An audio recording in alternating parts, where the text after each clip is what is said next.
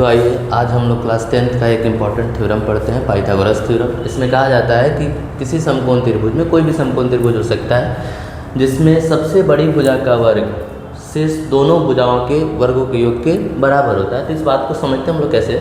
जैसे मान लीजिए ABC एक समकोण त्रिभुज है और इस समकोण त्रिभुज में ये जो कोण B है ये समकोण है। समकोण कहने का मतलब ये कितने डिग्री का होगा? 90 डिग्री का। तो सबसे बड़ी भुजा समकोण त्रिभुज की कौन सी होती है? जो समकोण के सामने होती है, यानी इसकी सबसे बड़ी भुजा जो होगी वो AC होगा, इस B के सामने वाला। ठीक है, तो इसने कहा है कि सबसे बड़ी भुजा का वर्ग यानी कि AC का वर्ग शेष जो दोनों भुजाएं बच गई AB और BC, इसके वर्ग के योग के बराबर होगा। तो इस बात को हम लोग को प्रूफ करने हैं। तो इसके लिए पहले देखते हैं कि इसने दिया क्या क्या है। ठीक है, तो इसके लिए लिखते हैं कि अच्छा, इसने दिया है कि एक समकोण त्रिभुज है, लेकिन हम लोग मानेंगे उसका नाम, इसलिए हम लोग लिखते हैं कि दिया है और फिर लिखेंगे क्या? माना कि ABC एक समकोण त्रिभुज है, समकोण त्रिभुज है जिसमें इसका कोण B जो है वो समकोण है, जिसमें कोण B कितने डिग्री का है? 90 डिग्री का। इसके अलावा इसने कुछ नहीं दिया। अब इसने कहा कि इसमें हमको साबित करने के लिए कि सबसे जो बड़ी भुजा होगी, तो सबसे बड़ी भुजा इसकी कौन सी है? AC, जो समकोण के सामने होता है वही सबसे बड़ी भुजा होती है। तो सिद्ध करना है, मैं जो कह रहा है उसको हम लोग लिखते हैं कि सिद्ध करना है। और ध्यान से देखिए क्या सिद्ध करना है कि सबसे बड़ी भुजा, तो सबसे बड़ी भुजा कौन सी है? AC, यानी AC का वर्ग, वर्ग मतलब स्क्वायर, शेष दोनों भुजाएं, तो एक भुजा AB है और दूसरा भुजा BC है, तो इसके स्क्वायर के योग के बराबर होगा। ये बातें हमको सिद्ध कर देनी है। अब चूंकि हमको ये सिद्ध करना है तो इसके लिए हम लोग को कुछ रचना की ज़रूरत पड़ती है। तो हम लोग एक रचना इसमें छोटा सा करते हैं क्या कि इस समकोण B वाले शीर्ष से इस सामने वाली भुजा पे एक लंब डाल दीजिए और मान लीजिए ये पॉइंट D है। ठीक है, यानी हम रचना में लिखेंगे कि B से BD लंब AC डाला। ये हम लोग एक रचना कर ली। अब हम लोग इसमें आते हैं कि हमारे सामने 3 त्रिभुज दिख रहे हैं और तीनों समकोण है। देखिएगा, एक है ADB ये समकोण त्रिभुज, एक है BDC ये भी समकोण त्रिभुज, और एक है ABC ये भी समकोण त्रिभुज। तो इसमें हम लोग लगाएंगे सिमिलैरिटी, समरूपता। ठीक है, तो समरूपता का नियम हम लोग को इसमें फॉलो करना है। इसके लिए सबसे पहले त्रिभुज को हम लोग चुनते हैं कि कौन कौन से त्रिभुज समरूप हो सकते हैं। तो इसके लिए एक हम उठाते हैं इधर से ABC, पहले शीर्ष A से शुरुआत कर रहा है तो इधर से भी लेंगे एक त्रिभुज और ADB, एक बड़ा एक छोटा, एक बड़ा एक छोटा, ऐसा लेना पड़ता है। तो इसके लिए हम लोग क्या करते हैं ना कि त्रिभुज ABC और देखिए इधर से शुरुआत कर रहे हैं ABC, तो इधर से चलेंगे ADB, त्रिभुज ADB में दोनों में कंपेयर करके देखते हैं कि क्या ये दोनों त्रिभुज समरूप है। क्योंकि जब दो त्रिभुज समरूप हो जाती है तो उसकी सभी संगत भुजाएं समानुपाती और संगत कोण बराबर हो जाते हैं। तो हमको संगत भुजा को समानुपाती करना है। तो इसलिए इसमें हम देख पा रहे हैं कि इसका कोण ABC जो है, यानी बीच वाला कोण ABC, इधर से जैसे लिखते हैं वैसे ही इधर से भी लिखेंगे कि कोण ABC पहला बीच वाला लास्ट, तो इधर से भी लिखते हैं पहला बीच वाला लास्ट, यानी कोण ADB। और ये दोनों कितने डिग्री के हैं?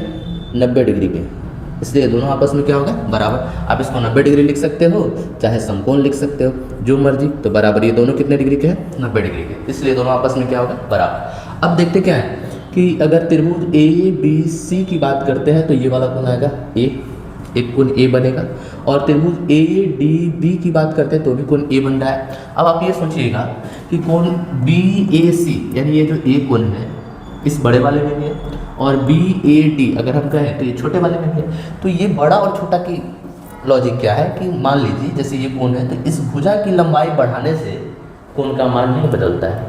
हाँ, अगर इसकी पोजीशन चेंज कर दीजिएगा थोड़ी सी लाइन की तो कोण का मान क्या हो जाएगा? बदल जाएगा।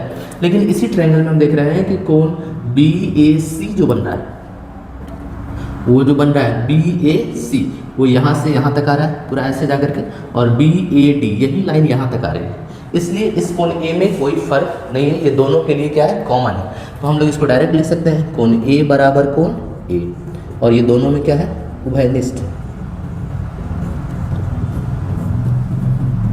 ये दोनों में उभयनिष्ठ है।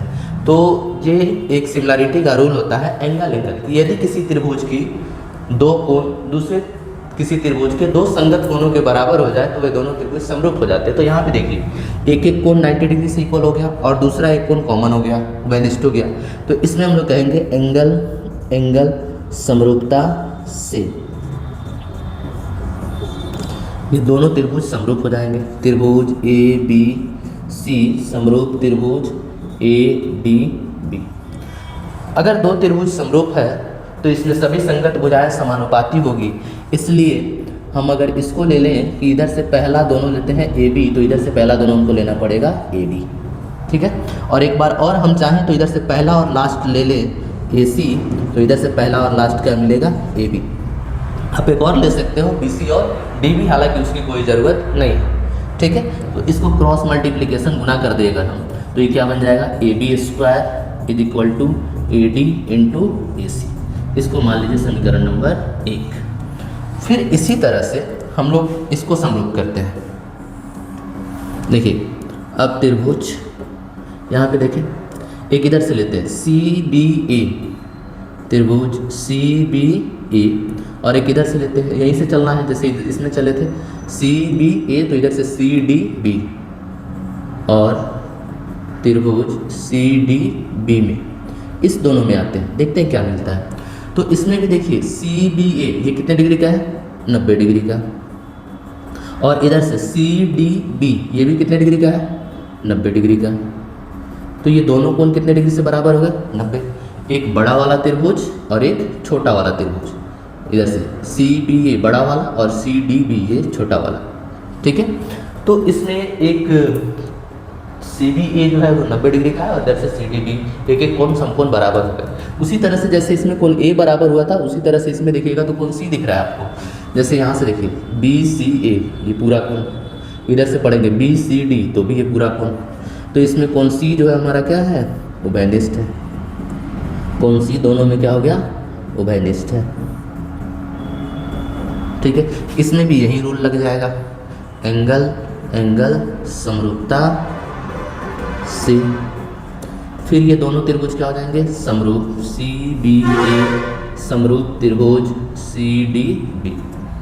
अगर फिर दो त्रिभुज समरूप है तो इसमें सभी संगत भुजाएं समानुपाती होगी। तो अगर हमको चाहिए, इसमें देखिए चाहिए क्या, बी सी, तो अगर इसमें से बी सी लेना चाह रहे हैं तो कैसे लेंगे, बीच वाला पहला, तो इधर से भी बीच वाला पहला यानी कि डी सी, ठीक है। उसके बाद फिर एक बार और बी सी चाहिए हमको, ठीक है। तो इधर से देखो लास्ट पहला क्या मिलेगा, ए सी, तो इधर से देखो लास्ट पहला क्या मिलेगा, बी सी।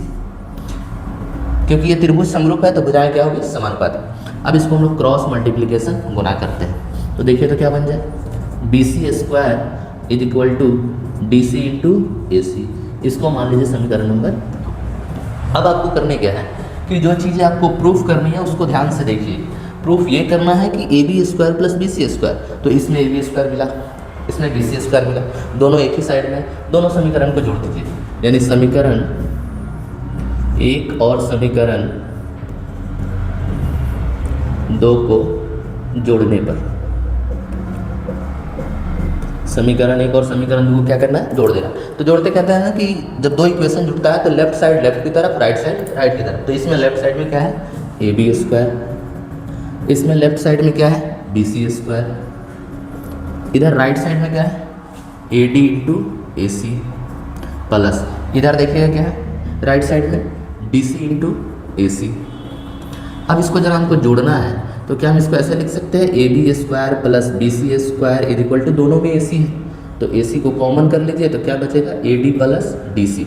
अब ज़रा ध्यान से इस फोटो को देखिए कि अगर इस ए डी में हम इस डी सी को जोड़ दें तो क्या बन जाएगा, पूरा का ए सी, पूरा ए सी बन जाए। तो क्या हम इसको भी ऐसा लिख सकते हैं, A B square plus B C square is equal to A C into A C. इस दोनों को जोड़ेंगे तो ए सी बन जाए। अब देखिए आपको क्या दिख रहा है, A B square plus BC² is equal to AC²। और यही चीज़ हमको प्रूफ करनी थी कि अगर कोई भी समकोण त्रिभुज होगा उसमें सबसे बड़ी भुजा का वर्ग उसके शेष दोनों भुजाओं के वर्गों के योग के बराबर होगा। तो जैसे हमारे सामने एक समकोण त्रिभुज ABC बना था, तो इसके सब जो कोण B है समकोण है, इसके सामने की भुजा कौन सी थी? AC। और यही सबसे बड़ी भुजा होगी, क्योंकि किसी भी समकोण त्रिभुज की सबसे बड़ी भुजा उसकी कर्ण होती है। तो इस AC का स्क्वायर इस दोनों भुजाओं के वर्गों के योग के क्या आया? बराबर आ गया। और यही बात हमको प्रूफ करना था।